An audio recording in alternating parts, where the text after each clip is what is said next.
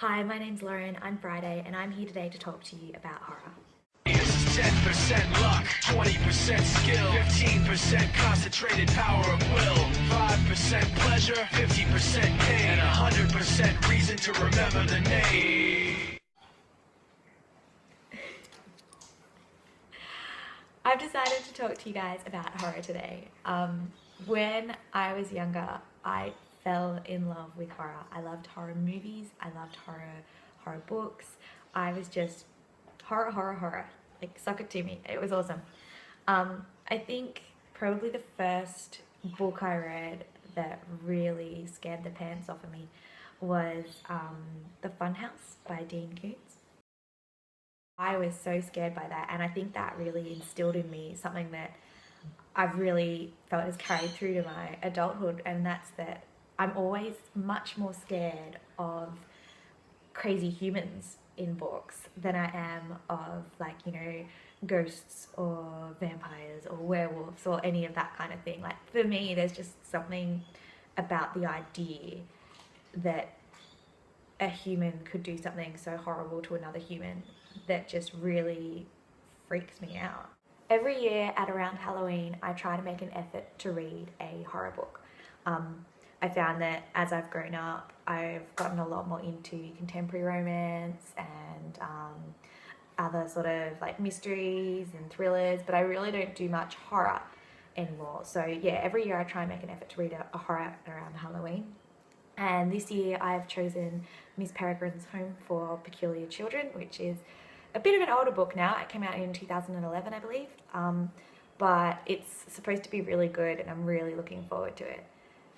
Or I was looking forward to it.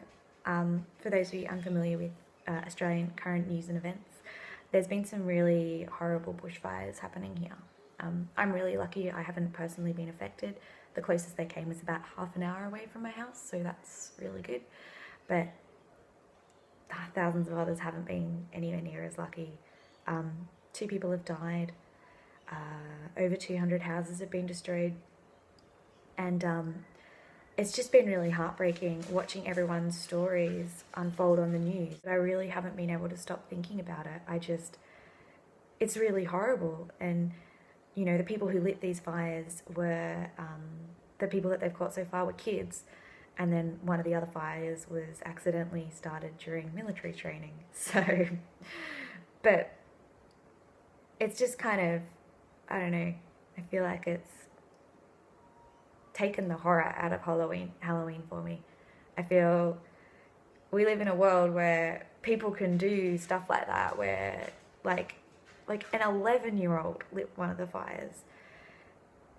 And if that's the world that we live in, do I really need to scare myself with a horror on Halloween?